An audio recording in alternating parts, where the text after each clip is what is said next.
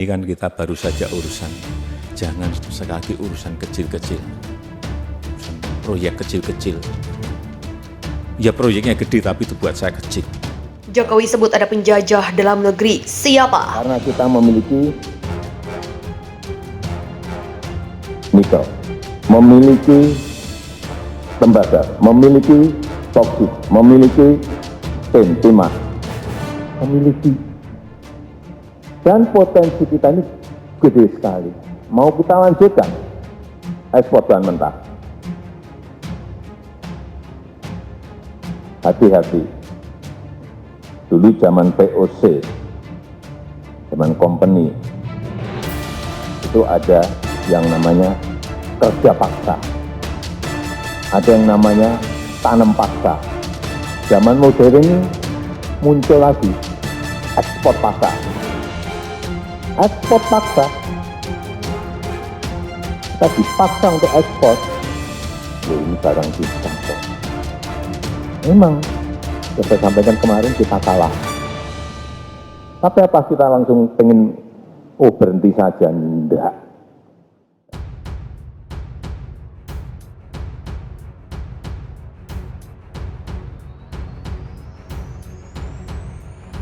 Presiden Joko Widodo mengungkapkan ada sosok penjajah yang suka mengatur Indonesia, terutama soal keberlangsungan ekspor sumber daya alam. Siapa penjajah pengatur ekspor di Indonesia yang dimaksud Jokowi tersebut? Pernyataan itu disampaikan oleh Jokowi dalam paparan rapat terbuka puncak peringatan Dies Natalis UGM. Jokowi mengatakan bahwa Indonesia seharusnya bisa berdiri sendiri untuk menjalankan kehendak serta standarnya dalam melakukan kerjasama termasuk dalam perdagangan internasional. Masa-masa kolonial telah meninggalkan trauma panjang bangsa kita. Kita dipaksa kerja paksa, kita dipaksa tanam paksa. Saat ini kita tidak mau dipaksa-paksa, termasuk kita tidak mau dipaksa untuk ekspor pasar, jelas Jokowi. Pernyataan Jokowi tersebut terkait dengan larangan ekspor biji nikel yang memicu gugatan dari Eropa di World Trade Organization. Menurut Jokowi, Indonesia melakukan kebijakan ini dalam rangka mendorong hilirisasi atas kekayaan negara. Langkah ini akan memberikan nilai tambah bagi ekonomi Indonesia. Melalui program hilirisasi SDA, Indonesia, kata Jokowi, berpeluang untuk menjadi negara maju dengan nilai tambah di dalam negeri. Semua itu harus diperjuangkan dalam percaturan politik internasional dan global dan diperkuat oleh kapasitas internal dalam negeri, jelas Jokowi. Gugatan dari WTO tidak menyurutkan langkah Jokowi. Dia mengungkapkan dirinya akan segera mengumumkan kebijakan soal pelarangan ekspor mineral mentah bauksit dalam waktu dekat ini. Selain bauksit, pemerintah juga akan melakukan larangan ekspor timah hingga konsentrat tembaga. Presiden Joko Widodo mengungkapkan ada sosok penjajah yang suka mengatur Indonesia, terutama soal keberlangsungan ekspor sumber daya alam. Siapa penjajah pengatur ekspor di Indonesia yang dimaksud Jokowi tersebut? Pernyataan itu disampaikan oleh Jokowi dalam paparan rapat terbuka puncak peringatan Dies Natalis UGM. Jokowi mengatakan bahwa Indonesia seharusnya bisa berdiri sendiri untuk menjalankan kehendak serta standarnya dalam melakukan kerjasama, termasuk dalam perdagangan internasional. Masa-masa kolonial telah meninggalkan trauma panjang bangsa kita. Kita dipaksa kerja paksa, kita dipaksa tanam paksa. Saat ini kita tidak mau dipaksa-paksa, termasuk kita tidak mau dipaksa untuk ekspor pasar, jelas Jokowi. Menurut Jokowi, Indonesia melakukan kebijakan ini dalam rangka mendorong hilirisasi atas kekayaan negara. Langkah ini akan memberikan nilai tambah bagi ekonomi Indonesia.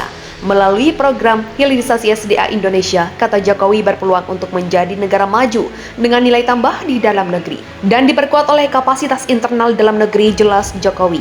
Gugatan dari WTO tidak menyurutkan langkah Jokowi. Dia mengungkapkan dirinya akan segera mengumumkan kebijakan soal pelarangan ekspor mineral mentah bauksit dalam waktu dekat ini. Selain bauksit, pemerintah juga akan melakukan larangan ekspor timah hingga konsentrat tembaga. Setidaknya ada beberapa peraturan perundang-undangan yang dinilai melanggar ketentuan WTO. Pertama, Undang-Undang Nomor 4 Tahun 2009 tentang pertambangan mineral dan batu bara. Kedua, Peraturan Mineral ESDM Nomor 11 Tahun 2019 tentang perubahan kedua atas Peraturan Menteri Energi dan Sumber Daya Mineral Nomor 25 Tahun 2018 tentang pengusahaan pertambangan mineral dan batu bara. Ketiga, Peraturan Menteri Perdagangan Nomor 96 Tahun 2019 tentang ketentuan ekspor produk pertambangan, hasil pengolahan, dan pemurnian. Keempat, Peraturan Menteri ESDM Nomor 7 Tahun 2020 tata cara pemberian wilayah perizinan dan pelaporan pada kegiatan usaha pertambangan mineral dan batu bara.